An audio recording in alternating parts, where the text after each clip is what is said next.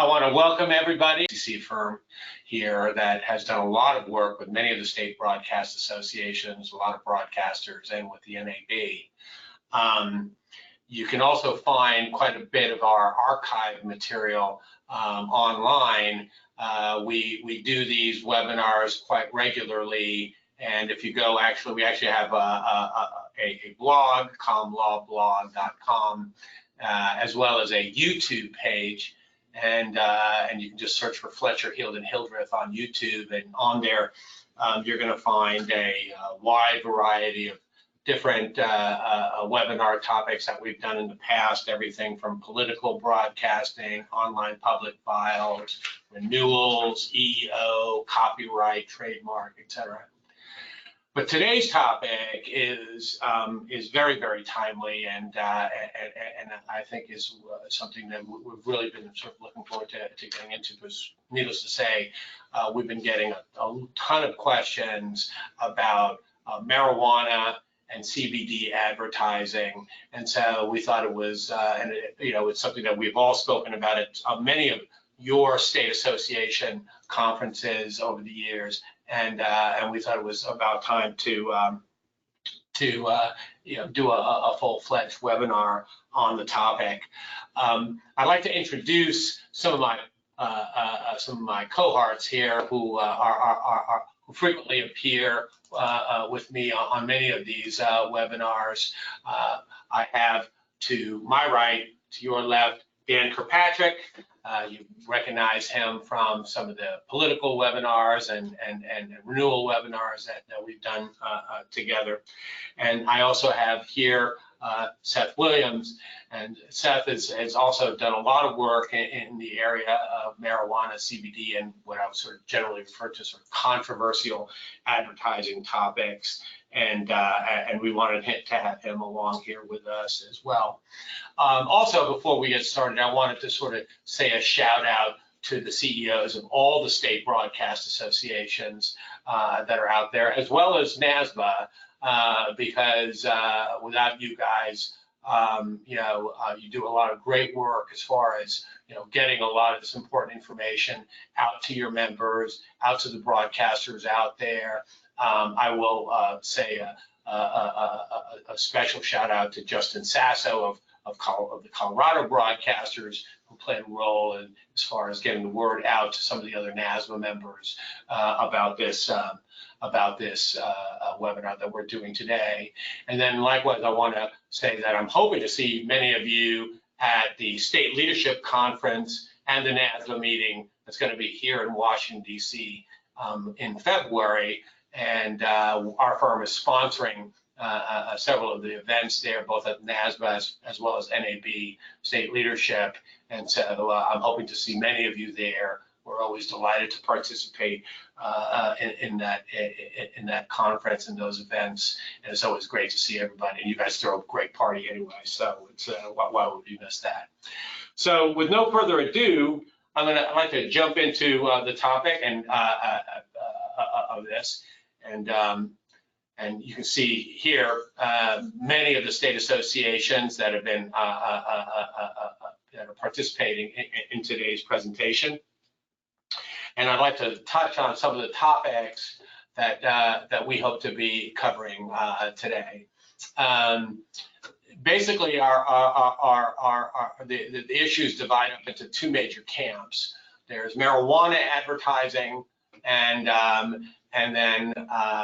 with that, the role of hemp in terms of how the legality of the substances is defined. And then we're also going to be focusing on the advertising of marijuana and why that's important to the broadcasters here. And then we're going to also touch on some sort of gray areas in terms of ancillary businesses that, and what do I mean by that? Talking about, doctors that may be advertising in terms of, prescriptions that they may give out for medical marijuana, or dispensaries, which may sell many other products other than marijuana. How do those come into play? How do public service announcements come into play as well? And then lastly, we're going to focus on CBD and hemp-derived product, because CBD has sort of been carved out from the more general ban on marijuana advertising. It's been created into its own category. This has sort of triggered a whole flurry of advertisements, as well as questions about whether or not CBD advertising can be done on the air. And so we're going to be touching on that as well. Can I just interrupt real quick? I've seen a couple of questions come through. After we're done, we are going to make the slides and the presentation available through Commonwealth Blog. So if you're having any trouble with that, or you just want to see the slides later, check the blog in the next day or so, and it should be available there. That's exactly right. I mean, this presentation, like many of the prior presentations that we've done, will be accessible on both our blog and on YouTube, and we've made it known to many of the state associations that the slides for this presentation are also going to be available. But at the end, you can also contact our office, and if you have trouble accessing them, we'll make them available to you as well. So let's start out with sort of some of the big picture legislation here that governs a lot of what we're going to be talking about here today. And really, in the beginning, much of this all started with the Controlled Substances Act. And the Controlled Substances Act, as the name suggests, is a sort of magnum piece of legislation that governs many of the prohibited, banned substances in the marketplace. And many questions that come up from the broadcasters that we deal with is, well,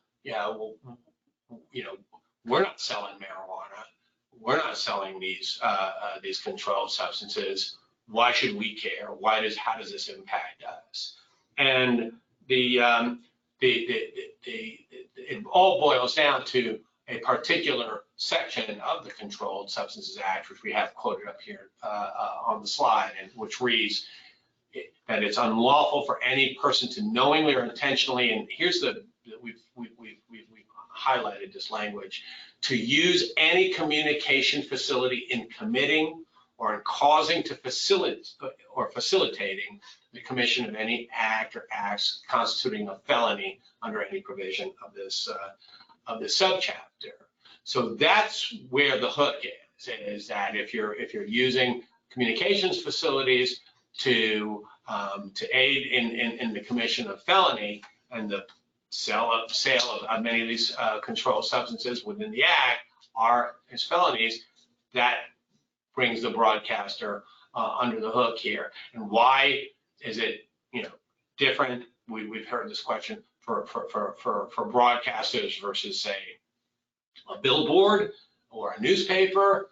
Well, it has a lot to do with the unique vulnerability that broadcasters have as a result of the use of a federal broadcast license to communicate the message that you use. So under the Controlled Substances Act, the sale, use, or distribution of marijuana remains a felony under a felony offense under the act. So that what that means, quoting the language that we mentioned a little earlier, that any violation of the communications provisions, which I just read to you, can also be a felony, and a felony conviction could jeopardize your ability to hold an FCC license. There's the hook for the broadcasters, and there's sort of some of the unique vulnerability that the broadcasters experience compared to, say, newspapers, streaming services, billboards, and the like. A huge development within this, general framework of legislation came in 2018 with the 2018 Farm Bill, because the 2018 Farm Bill adopted a mechanism to be able to legalize and regulate certain hemp and derivative products and take them out from that kind of blanket prohibition that we were seeing under the original language of the Controlled Substances Act. And that sort of created two camps. The marijuana camp that still remains very much covered by the Controlled Substances Act, and now these derivative CBD products that have been sort of unshackled as a result of the 2018 Farm Act. Starting with marijuana, the definitions are important here.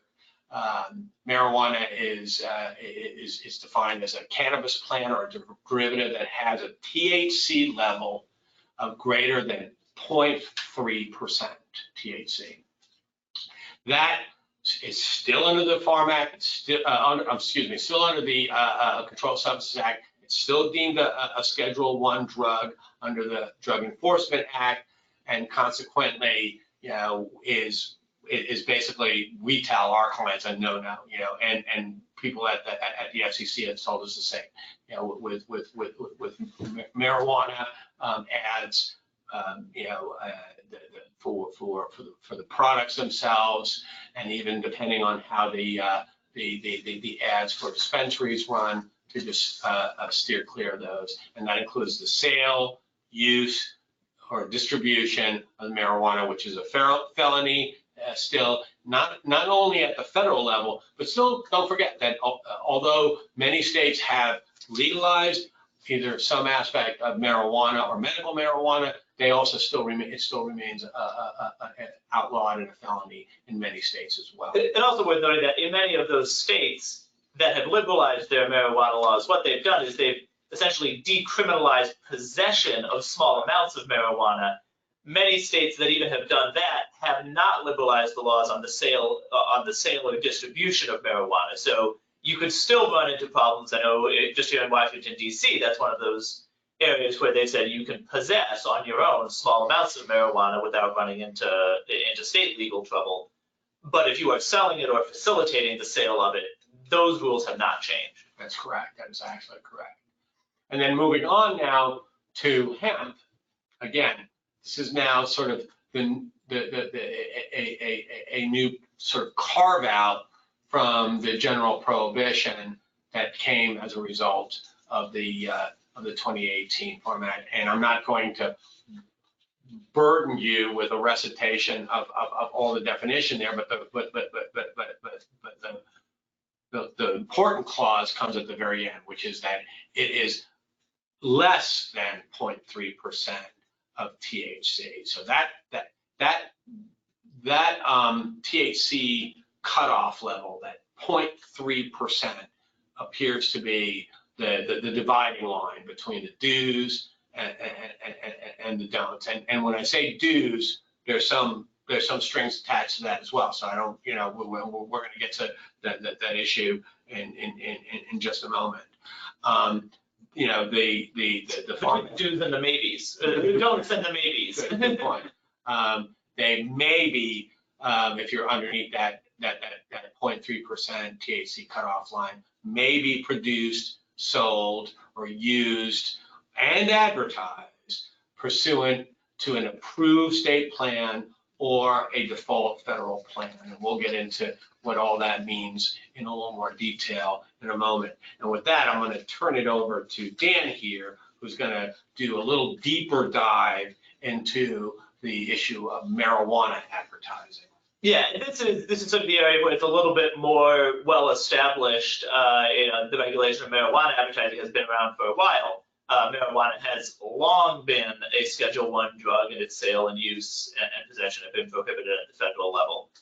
That being said, so far the Department of Justice, as states have begun to liberalize their laws around marijuana, the Department of Justice, they haven't changed the law, but they have been somewhat hands-off. In states where marijuana is legal, they haven't really cracked down on marijuana businesses under the federal law, unless those businesses are triggering, any of these sort of more serious issues. I'm not going to go through the whole list here, but obviously these are the ones like distribution to minors in particular is one that can come up frequently with advertising.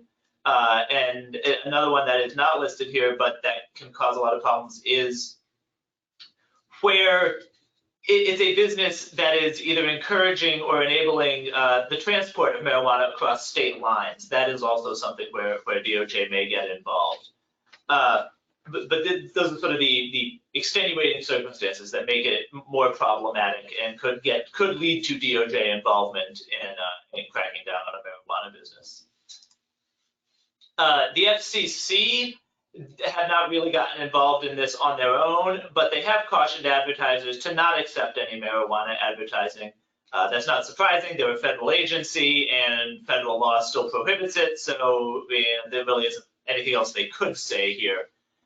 If your station does make a decision to accept any kind of marijuana advertising, which obviously, there's risk, but that is ultimately a business decision, what you should do is be very careful to use some diligence to ensure that the business that's being advertised is not engaged in any of those, in any of those additional activities that were listed on the last slide, and make sure that it's properly licensed in the state where it is doing business. I'll talk a little bit more in a couple slides about that licensing issue and sort of the interplay with stations that may be located in different states than the business that's operating. Yeah, but I want to just jump in here because I know that this is an issue that has been discussed a lot, both at the NASDA meetings as well as at the various state broadcaster meetings. And that's that as things currently stand, the advice that we have received from the FCC, and I think that is sort of the real sort of standard policy, but not only at the NAB, but at many of the state associations, is that you're best off not taking this advertising if you can. And there may be some gray areas, again, that we're going to talk about a little later as far as ancillary businesses, but as far as just straight up advertising for marijuana, you're right now, as things currently stand, you should avoid them. Although there may be changes in that world in the upcoming years, and we'll talk about that as well. Okay. In addition to the FCC and the DOJ, the Federal Trade Commission has some authority here. They've not been heavily involved. They're generally focused on the truthfulness of advertising. But one thing that they will come down on here that you have to be careful of in the event you're taking any sort of marijuana business advertising is any sort of false or unsupported claims. That's going to also apply in the CBD realm, which we'll talk about a little bit later. But and frankly, it applies across the board. Any kind of medical device or product advertising, you need to be careful of this. Is you don't want to have advertising that has unsupported medical claims or actual false medical claims, because that will bring that will most likely bring enforcement action if the regulators see it. Another issue that's come up with marijuana businesses is that the IRS and Treasury regulations, that's sort of similar to where DOJ is that they restrict banks' ability to do business with marijuana distributors. And what this has done is it has forced a lot of the marijuana business to be conducted mostly in cash. That's not necessarily a problem for you as a station if your advertisers are paying you in cash, but it is something to be aware of, that these businesses may not operate in the way that a traditional advertiser does. There's also state enforcement. Obviously, many states have liberalized their marijuana laws in any number of ways. Those that have done that may actually have also adopted laws that regulate marijuana advertising.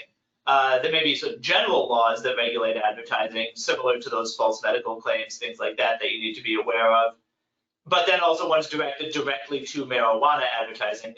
An example here, we've used Colorado because it was sort of the trendsetter in liberalizing marijuana laws and adopting these kind of regulations.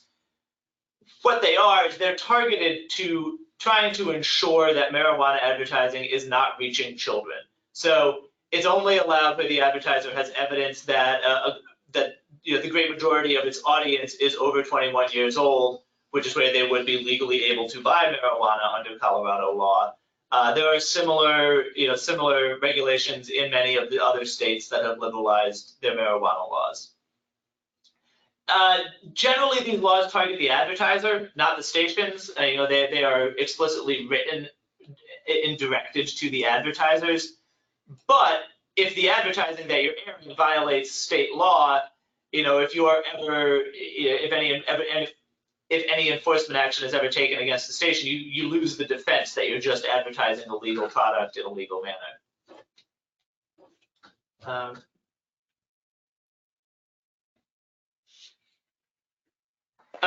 Question about whether you as the station are responsible for making sure that a business pays you in cash. You're not. That's going to be on them if they're violating IRS and Treasury regulations. You may need to report it in your taxes, but you're going to have to report it no matter how they're paying you, whether they're doing it, through an illicit bank account or with a pile of bills on the table. You should be reporting it anyway as income, and it's really on them if they have a bank account that they shouldn't. I'll also note here, there's a potential for significant changes at any time. Obviously, the Department of Justice has this hands-off approach, but it is not bound to that. That was informal guidance that they said they would largely not enforce absent those extenuating circumstances. But they could change their mind at any time. Obviously, the trend nationwide and in the states has been towards greater legalization, not towards cracking down. But that can change. Although I'd also note that there is federal legislation that has been introduced and is now in Congress that would decriminalize marijuana. It would move it off of that Schedule I level where any use or possession is a felony. The details would obviously have to be worked out. I'm sure it would still be regulated, if not criminal. But we'll cross that bridge when we come to it. If it becomes legalized, then that's great. That opens up a whole new realm of advertising you could take without the significant risk. But that has not happened yet. By the way, we're tracking this pretty carefully because this bill that's going through the House is getting a lot of attention. But needless to say, I think that there is arguably some bipartisan pressure to take some action on the possible legalization or relaxation of some of the marijuana laws, because the industries are just growing, and it's kind of hard to put this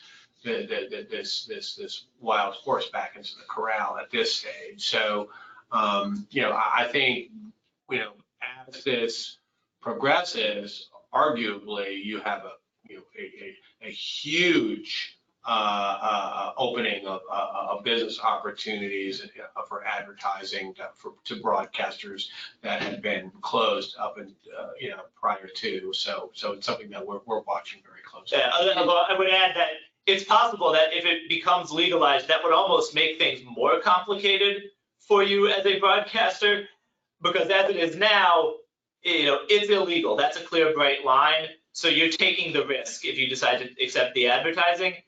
Once the laws are in place, there's going to be some regulatory regime as to what you can and can't do and what businesses are approved and are not and are licensed. And I think you almost might have more scrutiny, making sure that you are actually complying with a detailed set of regulations, whereas now it's just, you have to be very careful of these things, but there aren't bright line tests. Yeah, I would agree with that, Dan, but I would echo what Frank said. Jeff Sessions was a noted opponent of marijuana, and when he was the Attorney General, made some noise about pulling back on the DOJ's hands-off approach and got bipartisan pushback from Congress, even in states where they haven't liberalized yet, to say, no, we don't want the DOJ to go back down that road. So even if Congress doesn't pass the law this session, I would say I think the upside opportunity for change in the liberalization of marijuana laws is greater than the risk that the DOJ will go back the other way. No, I think that's very true. If it didn't go backwards under Sessions, it's probably not going to happen. Question just came up about advertising marijuana on websites. No, that is also still illegal. Any sale, use, and distribution of marijuana is still illegal at the federal level. Doing it on the website, maybe, I mean, that's still a communications facility, arguably, so that would fall under the prohibition that we talked about earlier. The only real difference there is that if you're solely if you are solely a web business or solely a newspaper or some other non-broadcast business, you don't have that federal license that's at risk. That's sort of the real risk for broadcasters that makes their situation different from other media, is that there is that license that is at risk, but it is equally illegal for other communications media to advertise marijuana. Before the next step, and I'm sorry to interrupt you, but just because Dan really mentioned something that I think was very, very important a little earlier, and I think it warrants, it's going to be repeated a couple of times, but it warrants keeping this in mind, which is that putting completely aside the illegality of marijuana advertising, the possible permissive advertising of CBD that we're going to get to in a moment. The truth in advertising, the fraudulent advertising rules that apply to everything, whether it's baby carriages or automobiles or snake oil, all apply here. So don't keep those in mind, because you could have a product here that we determined that because in your state advertising CBD is legal, doesn't mean that those advertisers can just say whatever they feel like saying. Those advertising restrictions, as far as what the claims that you make on the air still apply. Keep those in mind. Yeah, the next thing I'll just touch on briefly is concerns with advertising across state lines. This comes up in some places where, two states that border each other, one may have liberalized its marijuana laws significantly, one may still, may not have liberalized them at all. It may still completely prohibit marijuana and really crack down on it at the state level. Generally speaking, the FCC allows advertising of businesses on a station as long as the business is legal where it's conducted. This sort of line of cases came out of casino gambling, right, when that sort of became more legal and was done on Indian tribal lands in particular. There was a series of court cases that said that as long as the business was legal where it was happening, that they couldn't prohibit a station from advertising it. The problem here is that marijuana is still illegal at the federal level, and its transport across state lines is still illegal, and very different from casino gambling. The marijuana business is very portable. If I am running a dispensary in Illinois and I'm advertising into Indiana, it is quite likely that many of those customers will be coming across state lines to buy the product and then going back across state lines to use it. Because of that, stations that do accept any kind of marijuana advertising from an out-of-state business should look both at the laws of the state where the business is located and the laws of the state where your station is located, both where it's licensed and where your sort of principal offices and business are, if that's different. Again, as we said, that causing or facilitating transport across state lines, which is a felony, can increase your potential liability. And it's especially true if you're transporting to a state that has not liberalized its marijuana laws. Your state may crack down on you as a business that is encouraging residents of the state to go across state lines to buy and transport back marijuana. So definitely something to be very careful of on the marijuana side. Dan, would you draw a distinction? So you mentioned Indiana and Illinois, where Illinois is liberalized and Indiana hasn't. What if you're, a Colorado company, a convention company in Colorado that's advertising in Indiana, and right, one of the hooks is, that marijuana is legal in Colorado, so come have a great time at our convention space in Colorado. Yeah, it still raises some of the issues. It's a little bit less, I think it's a little bit less risky there, just because if you're advertising it in that manner, it's a little less likely that people are going to be going to Colorado and bringing the product back to Indiana. They're probably going to be going to Colorado to use it there, which really makes it more like the casino situation. But again, you need to be careful in any event, because you may have a state that doesn't want marijuana use to be advertised at all, and it doesn't want business leaving the state. Another thing we'll touch on briefly is sort of the advertising of sort of ancillary businesses to marijuana. This is not sort of advertising the direct sale of marijuana, but you could have a dispensary that's advertising other things that it offers, whether it offers, sort of paraphernalia for use of marijuana, or even just T-shirts and other non-marijuana products. Those advertisements are a little bit safer to take. Obviously, they are not advertising the sale of marijuana itself. Another category here is physicians. Obviously, physicians in states that have legalized marijuana, medical marijuana, may be advertising those services. This is another one where you need to be careful on the specific content of the ad.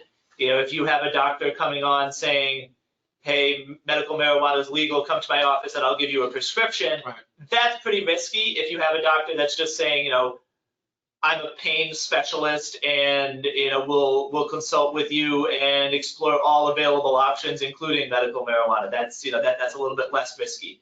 It sort of puts the onus on the doctor to have that doctor-patient conversation and just do the do the analysis there.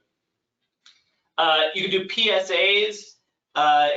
This is sort of things like where marijuana has been legalized, or there could be a PSA saying, "Hey, marijuana is legal in the state now. Here's how to prevent your kids from finding your supply. Here's how to use it safely." Things like that. Those are probably going to be acceptable. Listen, on the PSA thing, for the state association, state broadcaster associations, this has come up a lot in connection with NCSA, non-commercial standing announcement campaigns, because a lot of the state associations are running campaigns for their states. As Dan mentioned, we looked at one where the campaign was, where to put your marijuana so that your children don't get at it. Another one was, how to help new residents in your state, how to become registered to get medical marijuana if they need it. Can you run those types of public service announcement ads? And as a general rule, we've said that those are fine. Looking at the text and at the language of the script that's run is important. But as a general rule, a public service announcement like that a state is running is something that should not create an issue. That's right. Although, like Frank said, it is the actual content of the specific ad on all of these is really going to be critical, because you are very much in a gray area. So you have to be careful. Some of them are more acceptable than others. Some of them are probably fine. There's a lot of gray areas, so you want to be really careful with what you're doing. Right. Two other categories here. One is marijuana business consultants. We have seen some advertising in those states where dispensaries are allowed, or medical marijuana.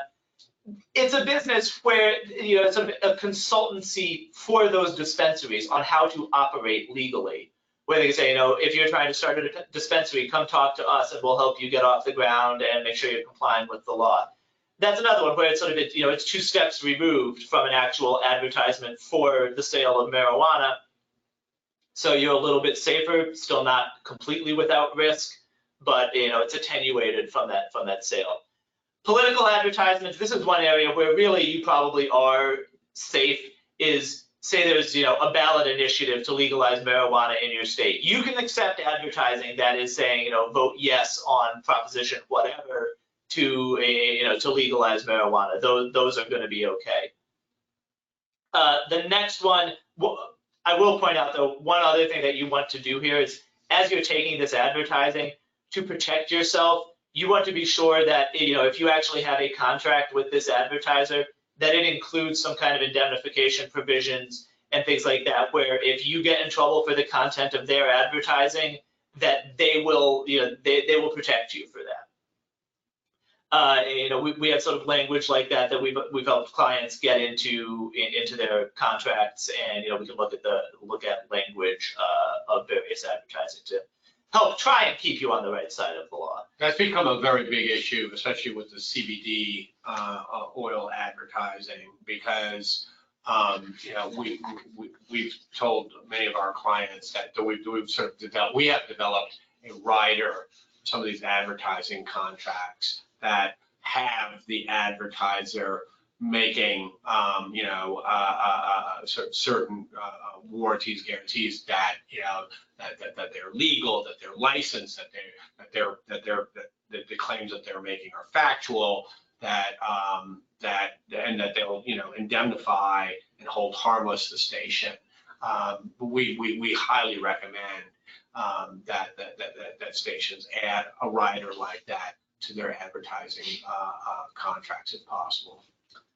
And that's essentially what we have on marijuana advertising. And now we're gonna hand it off to Seth, who's gonna dive into the regulation of CBD and hemp and derivatives. Thank you. I'll start with the good news off the top, which is that the 2018 Farm Bill removed hemp and hemp-derived products. And when we say hemp-derived products, the biggest one that's currently on the market without question is CBD oil. And so really here, this is all of your CBD oil products that you're getting advertising opportunities for. But the 2018 Farm Bill removed hemp and hemp-related products from the Schedule of Drugs in the Drug Enforcement Act. And so advertisers and broadcasters no longer have to worry about Section 843 coming into play with hemp-related products. So that's the good news. The bad news is, as Dan said earlier, that's just where the complication begins. So I will start with a really quick history of how we got where we are today, and then we'll move into some of the issues that you really need to be thinking about if you're going to accept hemp or CBD advertising. Technically, the 2014 Farm Bill allowed for some pilot programs around hemp and industrial hemp. Mostly those were focused on educational institutions, so the big ad schools in states in general are who were running some of those programs. But the real change happened in 2018. As I already mentioned, it descheduled hemp as a scheduled drug in the United States. It also required the U.S. Department of Agriculture to adopt a regulatory framework for producers and sellers of hemp in the United States. It also gave states and tribal authorities the ability to adopt their own regulatory framework, which can substitute for the USDA framework once that state-approved plan has been approved by the U.S. Department of Agriculture. Last fall, the U.S. Department of Agriculture released its interim final rules for hemp. So we do have now in place a hemp regulatory framework at the federal level, and those interim rules will be effective for 2 years. And we expect within that time frame for the USDA to issue final rules that don't necessarily have to be exactly like the current rules in place, but will very likely be similar to what is currently on the books. And since adopting their final rules, the USDA has also started looking at state and tribal plans and has so far approved 4 tribal plans and 12 state plans. Most of the state plans are still 2014 pilot plans that are sort of remnants, but there are 12 states now that have their own state plan in addition to the federal plan. Now, when it comes to advertising CBD oil or hemp products, there are a number of things to keep in mind. The first, and there's a reason we put it first, is the product has to be derived from hemp. Remember the difference between hemp and marijuana. You can get CBD oil and other CBD products from marijuana if you sell those products or if you advertise those products. That remains illegal. So the number one first thing that has to be done is make sure that the product is derived from hemp. Or just going back to what we said on the last one, make sure your advertiser tells you and signs something saying that the product is derived from hemp. Yeah. You know, you're not responsible for going out there and testing it to make sure where it comes from, but you want that protection.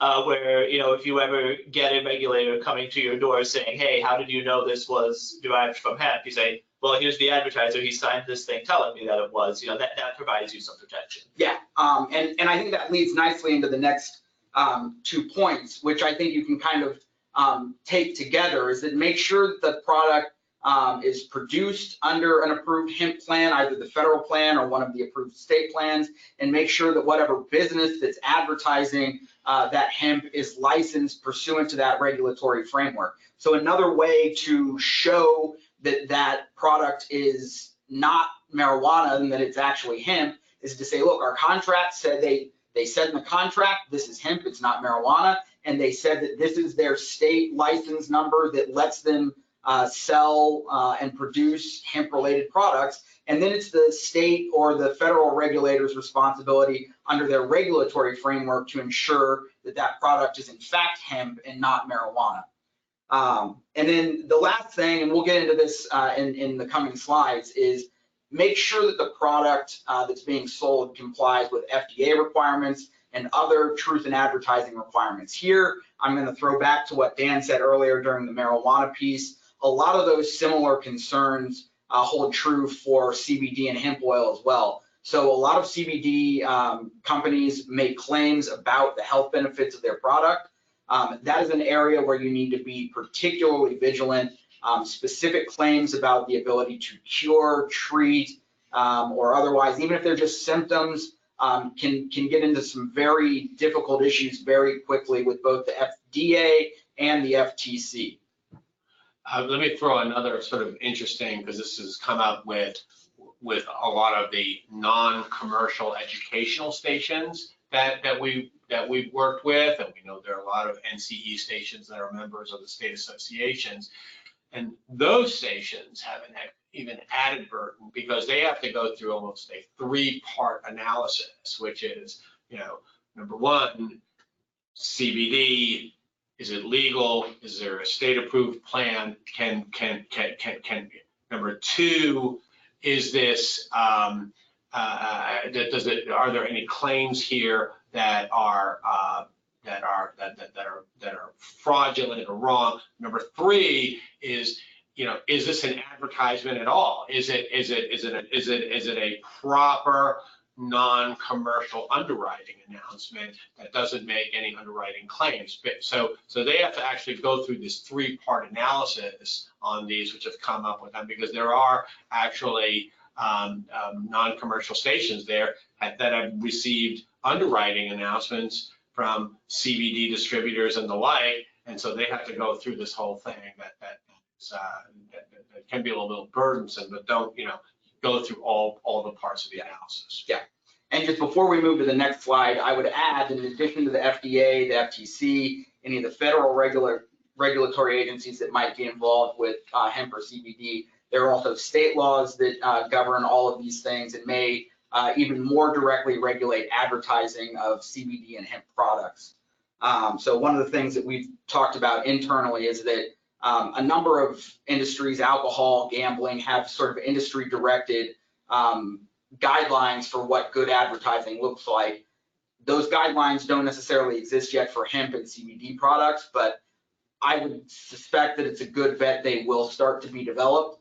And the advertisers you work with, and even broadcasters and communications companies, may want to play a role in thinking about what those good guidelines are going to be for CBD and hemp-related products, and down the line, marijuana as well. Hey, so if any of these listeners wanted to have a list or know whether or not their state had an approved plan, or whether the tribal nations in their area had an approved plan, we have a list of those that can be made available to some of the folks here if they had questions about it as well. Absolutely, absolutely. I see just one question about who do you defer to if state law and federal law are in conflict? The more restrictive one is generally always the advice there. Whichever one is more restrictive of what you're going to do, that's the one you're going to want to comply with. It'll keep you out of trouble. Right. Yeah. The prudent course. So we've already touched a little bit on this. As I said, the FTC, the states, the FDA, they continue to regulate false and unsupported claims. And the big one here for CBD, of course, are medical claims. As I said, CBD oil producers do make a number of claims on the effectiveness of CBD oil, and you just want to be careful about those claims if you're going to take their advertising. This isn't something that's unfamiliar. If you've taken advertising for other medications, other medical devices, you've gone through this before. So we're starting to get into a phase where it's not whether or not it's legal, but it's going through the same processes you should and likely do have in place for other advertising that you're accepting. That kind of wraps in that second bullet point. I'll move to the third bullet point because this is one where I think there is some potential for this to come up in the CBD context, where a product or an advertiser claims that the product is legal where it is not. And for example, if you had a marijuana-derived CBD product, the advertiser were trying to pass off as legal and saying, our super potent CBD oil is legal now because of the 2018 Farm Bill, and in fact, it was marijuana-derived CBD oil. That could be problematic if they're trying to make a claim that that's legal when in fact it's marijuana-derived CBD oil. And just to piggyback on that, on the next slide, we'll talk about this, but there are some critical differences between CBD that's taken orally or internally versus topical applications. Yes. I know I have seen advertising from sort of a CBD business that is selling both kinds, and they actually have claimed in the ad that, after the Farm Bill, our products are are completely legal, which is just not true. And you do not want to be having those ads on, because if somebody buys the product and gets in trouble for using it or buying it, you could get in trouble for having broadcast this ad that encourages it. Well, they said it was legal. You don't want to have that kind of false advertising. Yeah, and I think we'll go to the next slide now. And this is a big area, I think, of confusion. It's a big area of uncertainty. The FDA regulates CBD, as we've said. The FDA has approved only one prescription drug that contains CBD to treat a couple of different types of epilepsy. Otherwise, the FDA has not approved CBD in any other drugs, and it has not approved it to be taken orally or ingested in any other way. In addition to that, if CBD oil is used in a cosmetic, so even in a topical application, moving to that last bullet point, if the purpose or the intended use of that topical application is to diagnose, cure, mitigate, treat, or prevent disease, so if the topical application is a drug, the FDA has not approved that. And so I think a lot of people, as Dan just said, got out a little bit far over their skis when the 2018 Farm Bill happened, and they say, oh, well, now CBD is legal. No, it's not legal if it's marijuana derived, and it's not legal if you're using it orally, if you're using it in food, if you're using it in any sort of drug that's intended to cure, mitigate, treat disease, anything like that. I got one once with a potential advertiser that it was a coffee shop, and they were going to advertise that they had CBD flavored teas or coffees, and could they say something like that? And obviously, as you point out, I mean, if what they're saying is that they're actually selling tea or coffee that has CBD oil in it, then it's not permissible. The flip side was, whether it might just be CBD oil flavored, to which that generated a whole conversation of what does CBD oil taste like, right? Or why would anybody want to flavor it with CBD oil if it didn't have CBD oil in it? So just keep that in mind.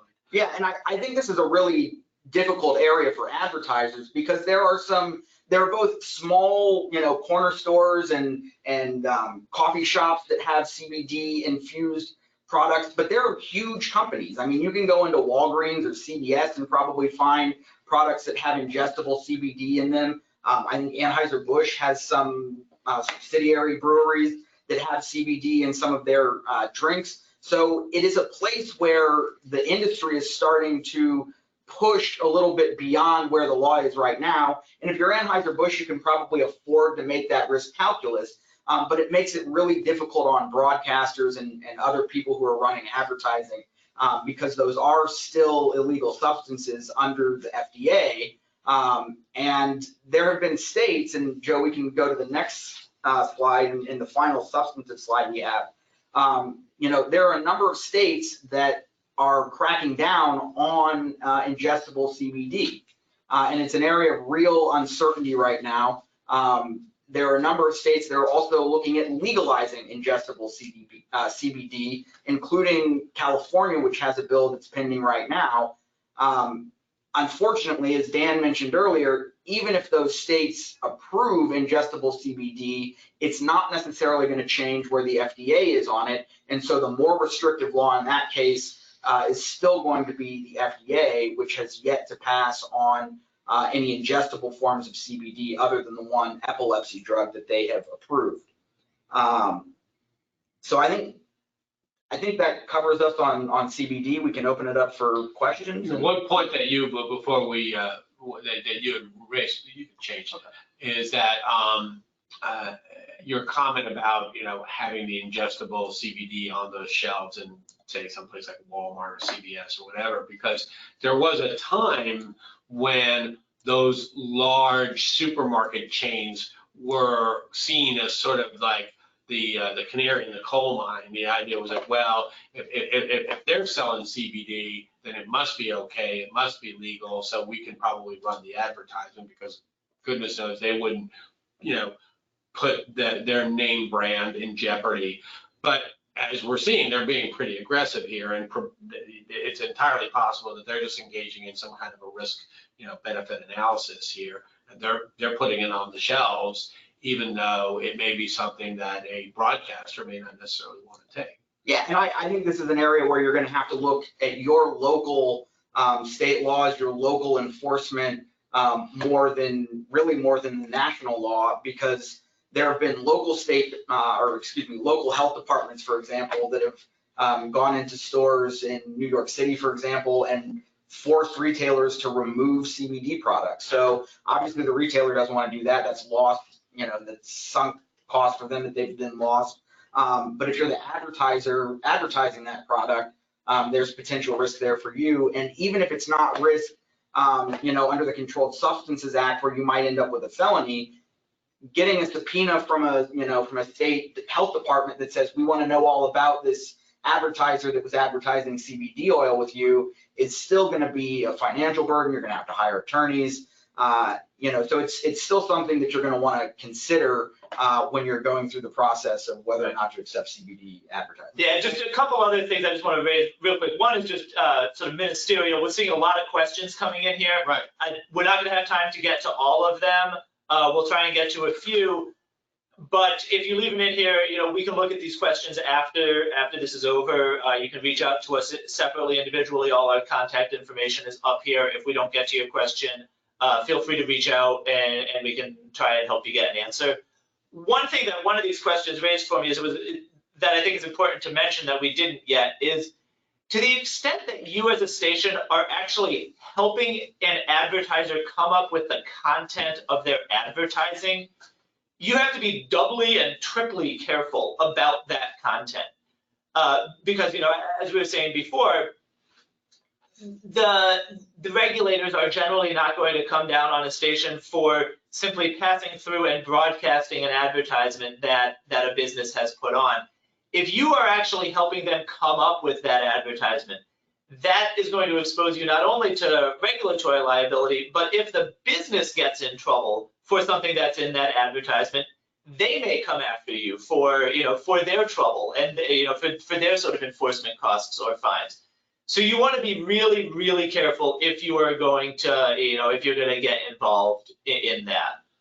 Another thing that I just want to mention is, going back to sort of the state regulation of advertising, I know there are a number of states that actually require specific disclaimers to be added into ads. I believe Alaska has some on various things where it says this is only intended for people over the age of whatever, and it can cause medical problems, things like that. be sure you look at your state law to see if any of that is required before you accept or particularly produce any of this kind of advertising. You know, one thing I was going to mention, sort of piggybacking on your earlier point about working with your client in drafting or preparing the copy, the text of the campaign.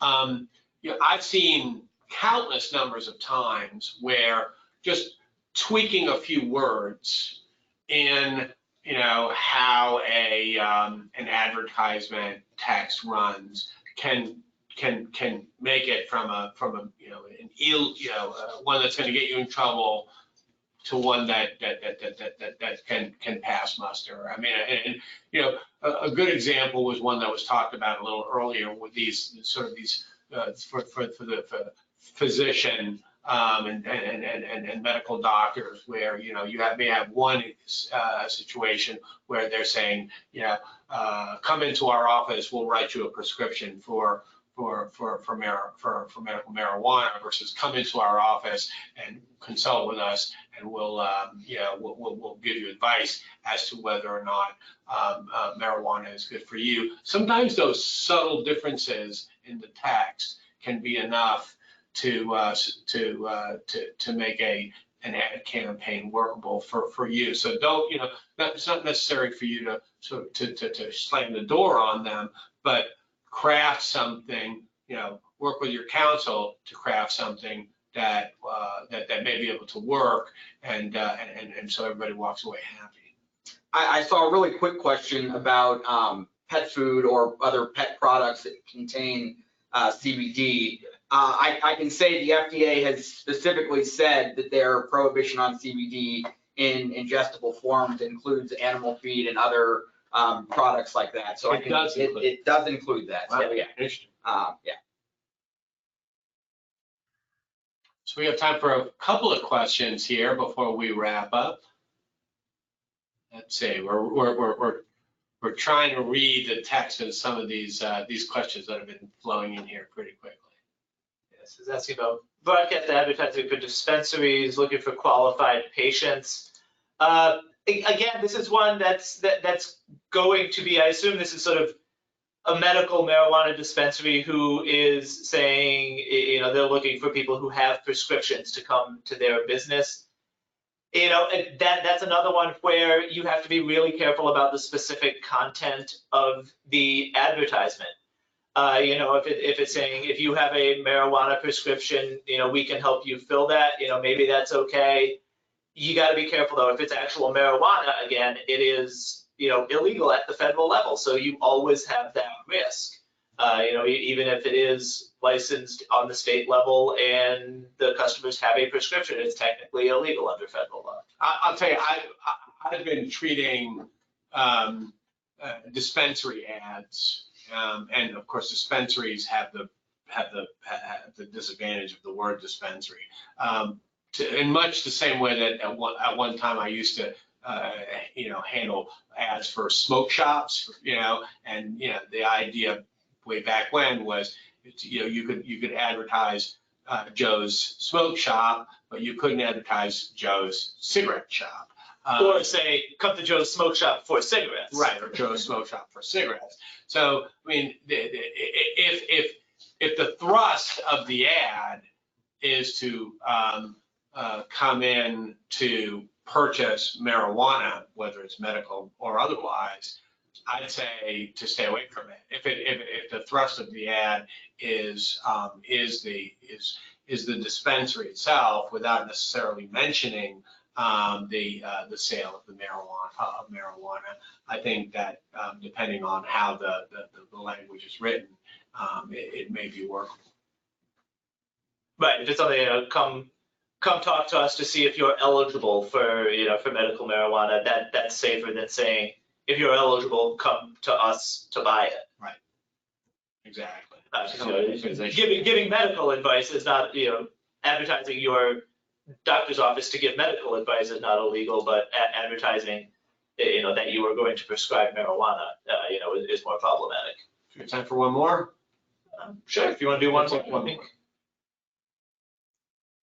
You can read it better than I can.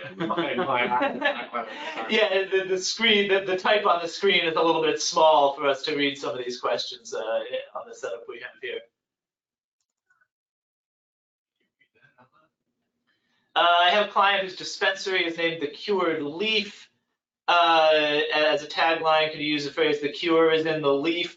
That one's a little bit problematic because it implies that there is, it implies that the product is a medical cure, or is the cure for some sort of disease or ailment. The name I actually kind of like. You can use the Cured Leaf because it implies sort of that the leaves are cured, not that they are a cure. Yeah.